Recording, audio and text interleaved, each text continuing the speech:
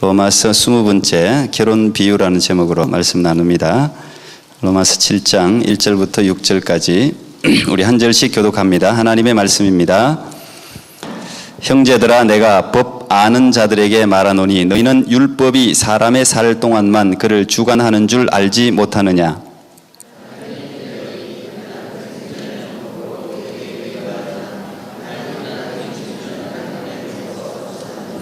그러므로 만일 그 남편 생전에 다른 남자에게 가면 음부라. 이르되 남편이 죽으면 그 법에서 자유케 되나니 다른 남자에게 갈지라도 음부가 되지 아니하느니라.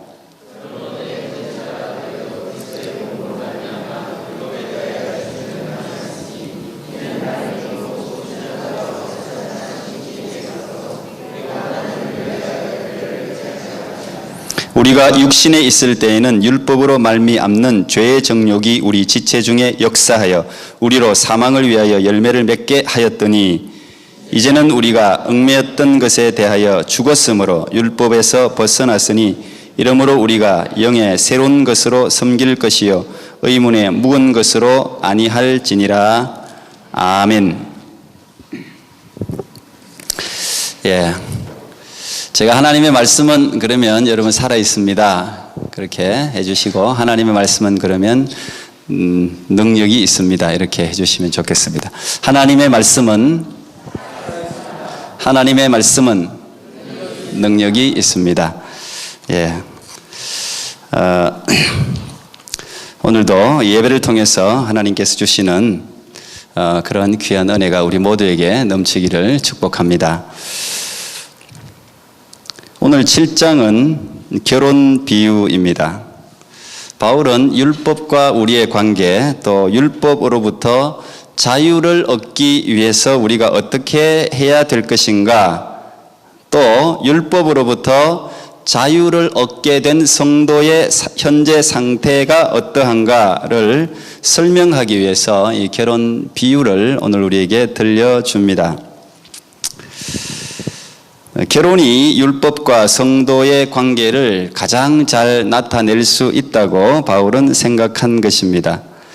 첫 번째는 결혼 관계가 일단 이루어지면 뗄 수 없는 아주 긴밀한 관계가 되죠. 오늘 특별히 또 영식 형제하고 연희 자매가 이제 결혼을 하기 위해서 가니까 그대들을 위해서 주는 말씀이니 결혼 비유. 결혼을 일단 하면 이제 뗄 수 없는 긴밀한 관계가 됩니다. 율법도 우리와 그렇게 뗄 수 없는 관계라는 사실을 바울이 말하고 싶은 겁니다. 둘째는 결혼 관계가 일단 형성이 되면, 법적으로 형성이 되면 내 마음대로 할 수 없어요. 싫다고 헤어질 수 없습니다. 이제는 지배 관계에 처하게 됩니다. 율법과 성도도 그런 어쩔 수 없는 관계 가운데 있다는 것을 바울은 결혼 비유를 통해서 말하고 싶었습니다. 세 번째는 지금 이 로마서는 로마에 살고 있는 성도들을 향해서 쓰여진 편지이기 때문에 그들이 가장 잘 이해할 수 있는 방법, 그게 법적인 이해라고 바울은 생각했습니다. 로마가 오늘 이 시대에 남긴 가장 찬란한 유산과 문화를 들려면 첫 번째는 모든 사람들이 생각하는 것처럼 도로를 닦는 등 토목 건축수를 들 수 있습니다. 두 번째는 법률입니다. 로마에 사는 사람들은 이 법률에 대한 이해가 매우 뛰어났습니다. 그래서 바울은 오늘 이 결혼이라는 결혼법에 대해서 율법과 성도의 관계를 로마에 살고 있는 성도들에게 설명하고 싶었습니다. 지금 이 결혼 비유를 들고 있는데 그 앞에는 우리가 6장에서는 죄로부터의 자유를 위해서 동원된 비유가 노예 비유였습니다. 지난주 제가 말씀을 드렸습니다. 이 비유는 추상적으로 생각할 수 있는 진리를 실제적이고 구체적인 현실로 우리 가까이 가져올 수 있어요. 그래서 아이들에게도 비유를 들어서 설명하면 그들이 알고 있는 비유로 설명하면 잘 이해합니다. 예수님도 이런 비유를 자주 사용하셨습니다. 예수님의 가르침 중에서 3분의 1이 비유에 속한다고 할 정도로 참 많이 비유를 사용하셨어요. 예수님이 주로 사용하신 비유들은 그 당시 갈릴리 서민들이 자주 접하는 소재들이었습니다. 예수님 자신도 목수의 아들로 서민으로 태어나서 서민으로 자랐기 때문에 아마도 그런 서민적인 소재들을 더 잘 설명할 수 있었겠죠. 씨 뿌리는 비유라든지 열처녀 비유, 탕자 비유, 겨자씨, 동전 굉장히 많죠. 예수님이 비유로 사용하신 게.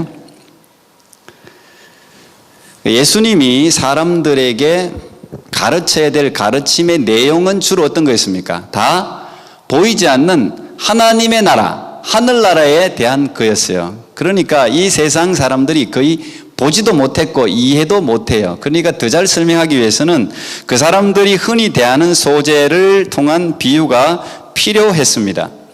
인간의 언어로 담을 수 없는 하늘나라를 인간의 언어로 설명하려고 하다 보니까 인간이 이해하는 비유가 필요했죠. 우리도 이제 학교에 가면 교수님들 아니면 선생님들 또 교회에서도 마찬가지고 여러 가르침을 받습니다. 근데 잘 가르치는 사람이 있고 잘 못 가르치는 사람이 있어요. 제가 우리 교회 청년들도 UT 다니는 청년 중에 한 명이 그런 말을 하더라고요. 자기 교수, 지도 교수는 세계적으로 명성이 높은 탁월한 사람이래요. 아주 지명도가 높은 학자랍니다. 그런데 가르치는 건 영 못 가르친대요. 무슨 말 하는지를 모르겠대. 자기는 그냥 정말 학문이 높고 많은 배움이 있는데 그걸 풀어서 설명을 못 하는 거예요.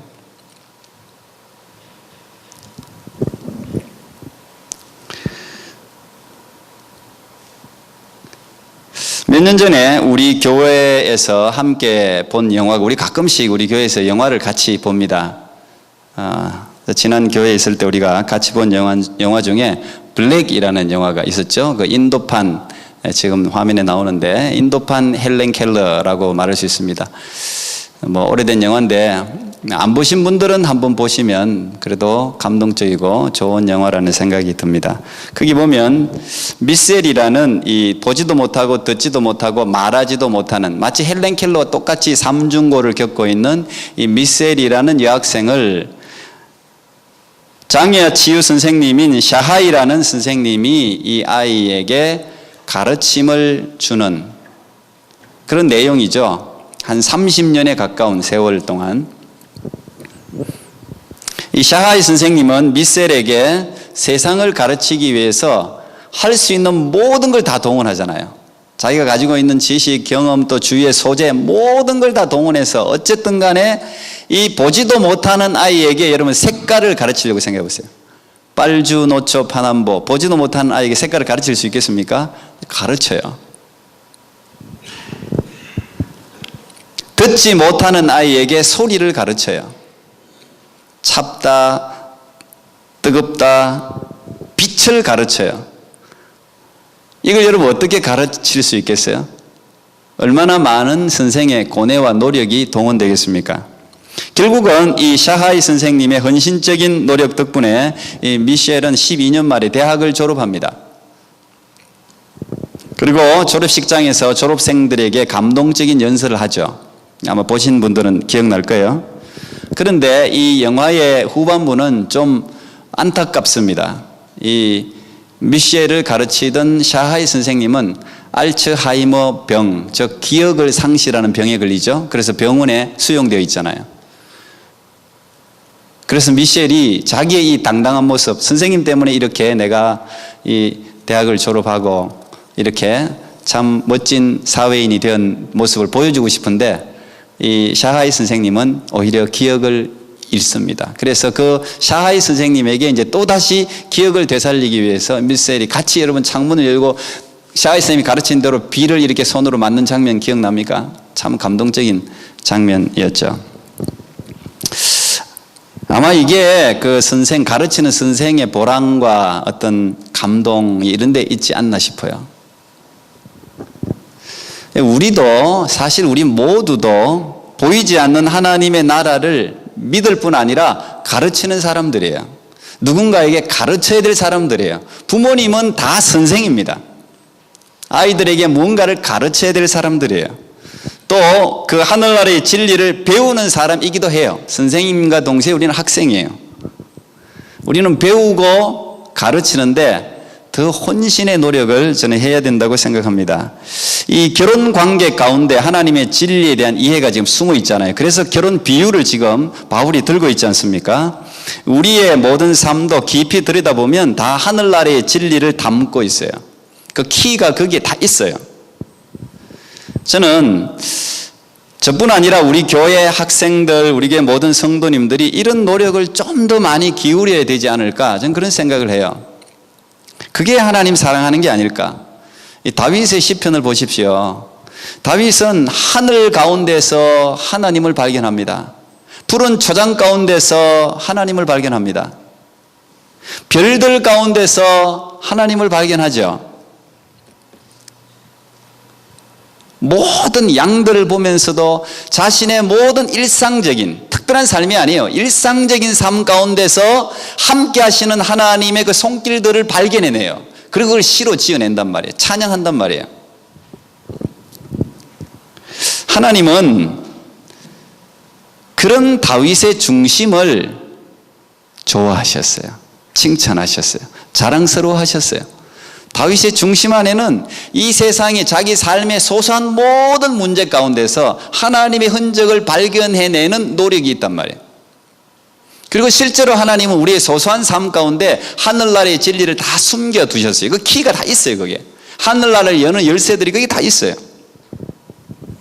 저는 우리 하나님의 지팡이교회 모든 성도님들이 좀 더 깊이 묵상하는 사람들이 되기를 축복합니다. 이 말씀을 깊이 묵상하고 하나님이 만드신 일반 계시, 자연을 더 깊이 묵상하고 여러분 삶, 여러분이 살아가는 소소한 일상적인 삶을 좀 더 깊이 묵상하면 좋겠어요. 그래서 우리 아이들에게도 그렇고 우리 교회 학생들에게도 제가 강조하는 게 일기를 쓰라는 거예요. 일기. 일기는 묵상하는 데 최고입니다. 제가 경험한 바로는 일기를 쓰는 사람은 내면의 깊이가 생길 수밖에 없어요.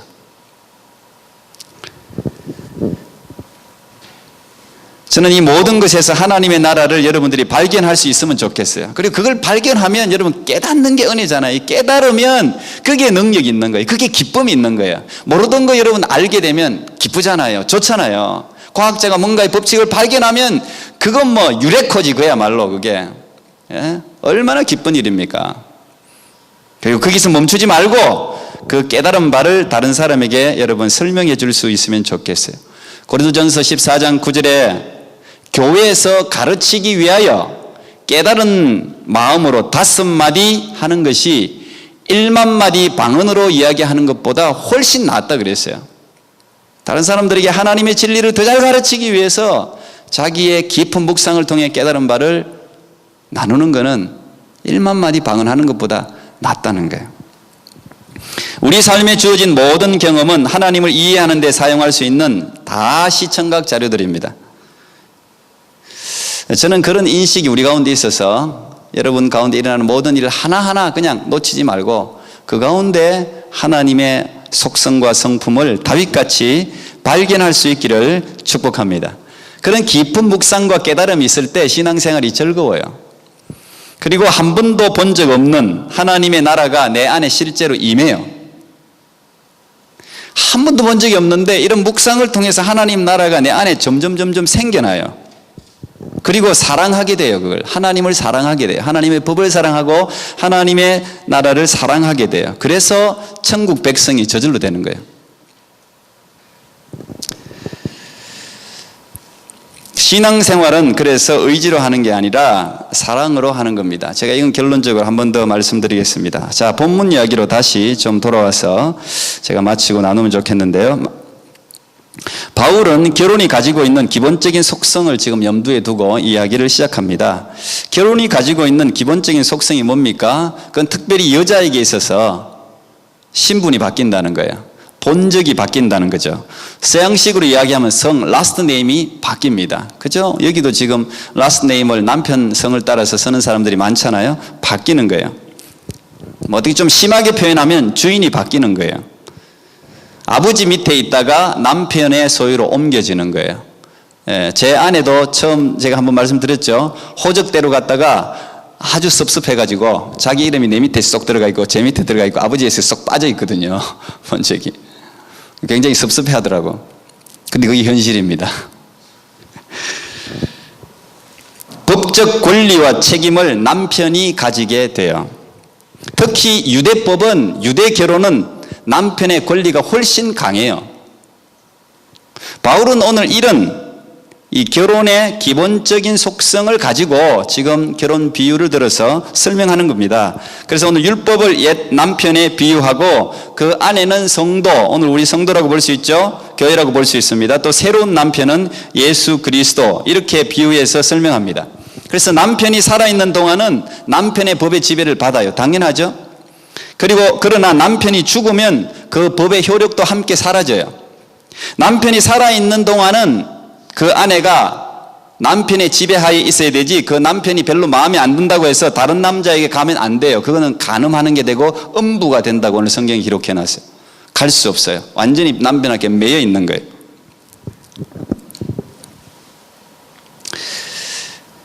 율법 아래 우리가 새로운 신랑인 예수님께 가기 위해서는 남편이 죽어야 갈 수 있어요. 근데 오늘 본문은 참 여러분들이 유심히 읽어보면 재미있는데 1, 2, 3절과 4절은 내용이 틀립니다.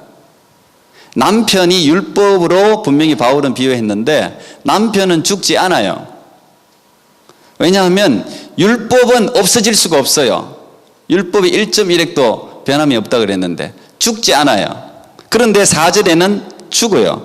왜? 죽어야 어쨌든 그 법의 효력에서 벗어날 수 있으니까. 누가 죽습니까?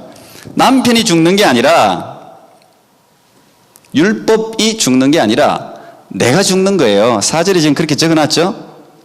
율법에 대하여 죽임을 당했다 그러잖아요. 율법에 대해서. 우리가 남편으로부터, 남편의 법으로부터 자유케 되는 방법은 두 가지예요. 첫째는 남편이 죽는 거예요. 두 번째는 내가 죽는 거예요. 내가 죽으면 남편으로부터 자유케 되죠. 이 죽음은 참 안타까운 일이지만 때로는 우리에게 유익을 줍니다. 놀라운 능력이 있어요. 그건 자유입니다. 자유. 그래서 세상 사람들도 삶이 너무 힘들고 벅차면 죽음을 선택해요. 이 모든 무거운 세상 짐으로부터 다 벗어날 수 있는 것은 죽음이야. 그러면서 자살을 선택하는 경우가 많잖아요. 물론 지난번에 제가 설명한 대로 죽음은 육체 죽음만 있는 게 아니라 그랬죠. 그렇다면 죽음은 자유롭고 좋죠. 근데 우리는 그걸 선택하면 안 됩니다. 그건 자유로워지는 게 아니에요. 이건 뭐 다른 문제고, 어쨌든 이 죽음은 현실로부터 탈피할 수 있는 가장 확실한 방법이에요. 그래서 말씀드렸다시피 4절에 율법에 대하여 내가 죽임을 당했다 이렇게 적고 있는 거예요. 내가 죽었으니까 더 이상 남편의 법에 매여 있을 필요가 없어요. 이 4절을 우리는 로마서를, 저는 여러분 현대 성경으로 제가 좀 쭉 읽어보라고 권하고 싶은데, 이 개역 성경이 여러분 이해하기가 좀 어려워요. 개역 성경을 그대로 읽으면. 영어로 읽든지 아니면 현대 성경으로 바꿔서 읽으면 조금 더 이해하기가 쉬워요. 이 4절을 현대 성경은 이렇게 길게 풀이해 놨습니다. 4절 현대 성경을 제가 읽어드릴게요. 아마 화면에 있을 텐데, 지난날에는 유대교의 율법이 여러분의 남편이요 주인이었습니다. 그러나 여러분은 그리스도와 함께 십자가 위에서 죽었으므로 여러분이 율법과 한 결혼은 무효가 된 셈입니다. 이제 율법은 더 이상 여러분을 지배할 수 없습니다. 그리고 그리스도께서 다시 살아나신 것처럼 여러분도 새로운 인간으로 다시 태어났습니다. 말하자면 죽은 자 가운데서 살아난 분과 결혼한 것입니다. 여러분에게 선한 열매를 맺게 하려고, 다시 말하면 하나님을 위해 선한 일을 하게 하려고 이 결혼이 이루어진 것입니다. 조금 더 이해되죠? 우리 신앙생활은 그래서 죽음이 출발점이에요. 사실은 신앙생활의 출발점은 죽음이에요. 예수 그리스도와 함께 십자가에서 죽어야 신앙생활이 시작되는 거예요. 그래야 율법으로부터 자유해지니까. 오늘 이 7장 1절부터 6절까지 해서 옛 남편이 율법이 죽는 것에 포커스가 있는 게 아니에요. 내 자신이 율법에 대해서 죽어 자유를 얻어서 새롭게 결혼한다는 데 포커스가 있어요.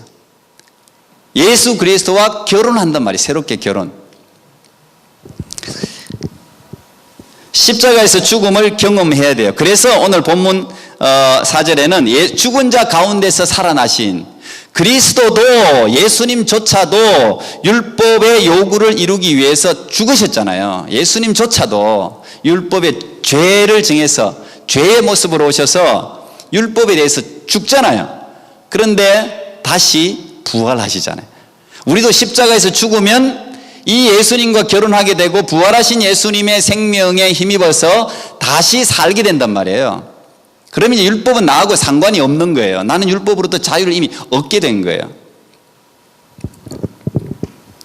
다른 관계가 생겼다는 이야기. 이제 새로운 결혼 관계. 내 신랑이 바뀐 거죠.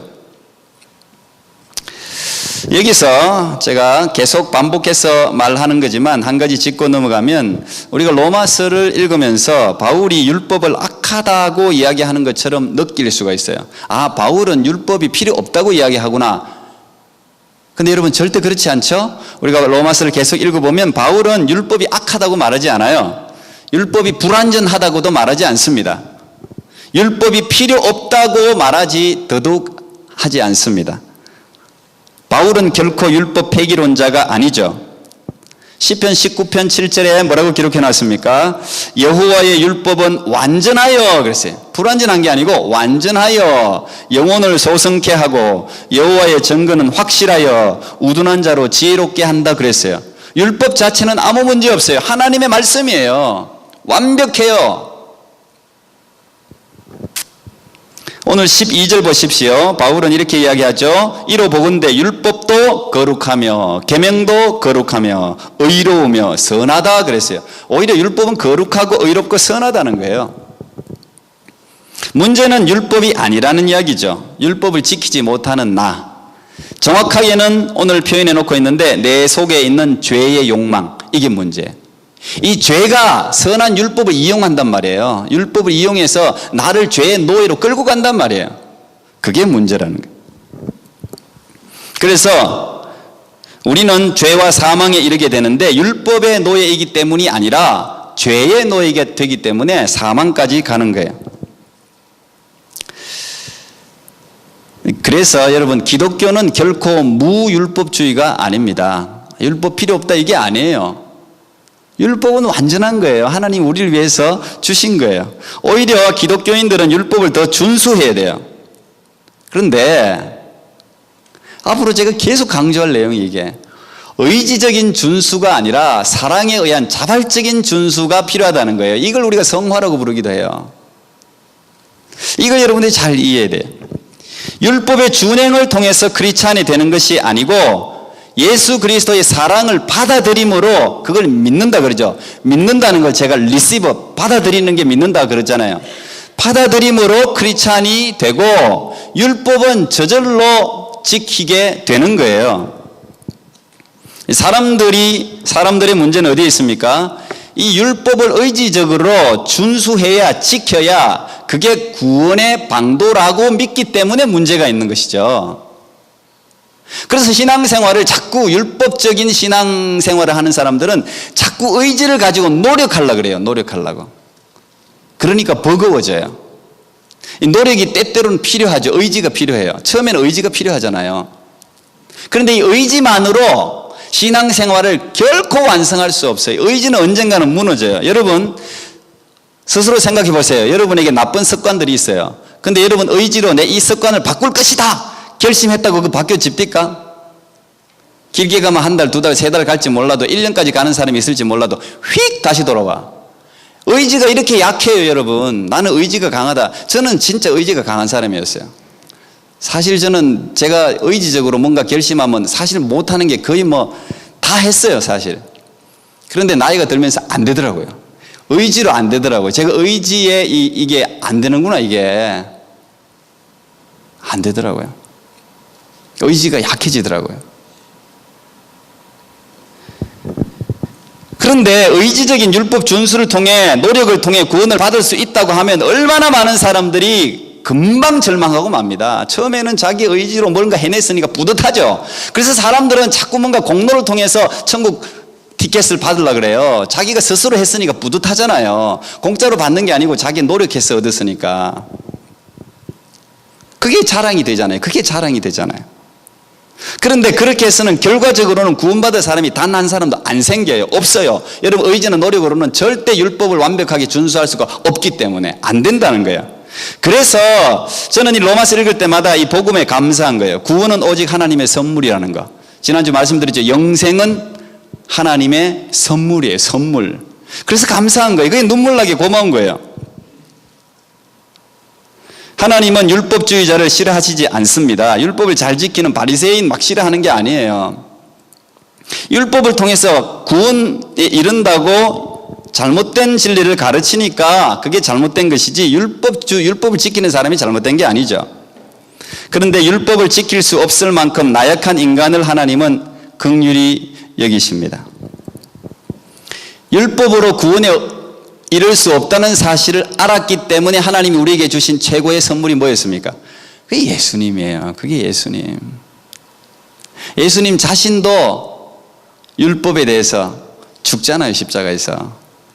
그래서 우리에게 십자가에서 이루신 그 의를 선물로 주시잖아요. 그걸 우리가 믿음으로 받으면 하나님이 의인으로 칭해준다고 제가 지난주에 말씀드렸죠. 어떤 의인? 명목상의 의인. 실제적인 의인이 아니라 명목상으로는 의인이 됐지만 실제적인 능력은 나타나지 않아요. 그때부터 성화의 출발점이에요. 그게. 그때부터 성화를 시작해야 되는 거예요. 그때부터 말씀의 권능, 말씀, 기도, 또한 하나님을 사랑하고 교제하는 것들을 통해서 진짜 의인이 되어야 한다는 것이죠. 그래서 신앙생활은 의지로 하는 게 아니고 노력으로 하는 게 아니고 사랑으로 하는 거예요.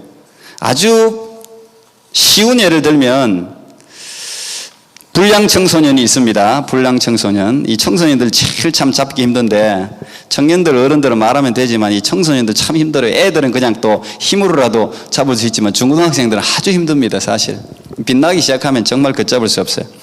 부모님들이 이 청소년 자기 자녀들이 빛나기 시작하면 이건 뭐 온갖 노력을 다 하잖아요. 달래도 보고 얼레도 보고 뭐 힘으로도 해보고 친구들 동원해보고 뭘 아무리 해도 이게 안 바뀌어요. 그런데 이 학생이 딱 바뀌었어요. 뒤를 캐보니까 여자가 생긴 거예요. 희한해요. 엄마 아빠가 막 그렇게 그냥 협박하고 뭐 달래고 해도 안 되던 게 여자가 한마디 딱 하면 고쳐져. 그 안 고치지면 진짜 사랑하는 게 아니야. 참 놀라워요. 이동훈 목사님이 이 비슷한 예화를 이 로마서 강의에서 하시던데 화란에 엘리나라는 78세 된 할머니가 있었답니다. 이 할머니의 평생 소원은 담배를 끊는 거예요. 50년 동안 담배를 끊기 위해서 온갖 클리닉에 다 다녔어요. 그런데도 안 끊어져. 못 끊어. 아무리 노력했는데 의지도 있고 노력도 했는데 안 돼요. 그런데 이 78세 된 할머니에게 어느 날 왕자님이 나타납니다. 79세 된 제이슨이라는 할아버지가 나타나요. 뜨거운 사랑에 여러분 할아버지 할머니들도 뜨거운 사랑 20대 사랑 못지않은 사랑을 할 수 있다는 사실을 꼭 기억하세요. 그런데 이 할아버지 제이슨이라는 할아버지가 말하기를 나이는 많이 됐지만 결혼을 하고 싶은데 딱 한 가지만 바꿨으면 좋겠다. 당신 그 담배 좀 끊었으면 좋겠다. 그러니까 어떻게 됐겠어요? 50년 동안 그렇게 끊지 못하던 담배를 한순간에 끊었습니다. 그래요? 당신이 원한다면 바로 끊었어요. 이 실제적인 잡지에 나온 실제 이야기예요. 그리고 그 할머니가 그 기사 마지막에 이렇게 적었어요. 나는 이 경험을 통해 사랑의 힘은 의지의 힘보다 위대하다는 것을 깨달았다. 이렇게 적었어요. 신앙생활은요 의지로 하는 게 아니에요. 힘들어요. 버거워요. 처음에는 보람될지 몰라도 힘들어요. 사랑의 힘으로 하는 거예요. 그래서 예수 그리스도의 사랑이 우리 가운데 부음받아야 돼. 그냥 막 부어져야 돼요. 자녀들을 변화시킬 수 있는 가장 큰 힘은 사랑이에요. 아무리 채찍 들고 아무리 해도 안 돼요. 사랑이에요. 사랑이 사람을 바꾸는 거예요. 그래서 우리가 예수 그리스도를 사랑하게 되면 율법은 저절로 지키게 된다니까요. 아, 이거 내가 사랑하는 예수님이 싫어하는 거지, 내가 사랑하는 애인이 싫어하는 거지, 내가 사랑하는 부모님이 싫어하는 거지. 저절로 율법을 준수하게 된다니까요. 그게 기독교의 원리예요. 원리. 나는 여러분의 삶 가운데 이런 사랑의 힘으로 신앙생활이 즐겁고 기쁘게 되는 그런 은혜가 여러분 가운데 넘쳐나기를 축복합니다. 기도하겠습니다. 하나님 감사합니다. 오늘도 바울의 로마서를 통해서 우리에게 말씀하신 주님 감사합니다. 하나님, 율법으로부터 자유케 되었습니다. 죄로부터 자유케 되었습니다.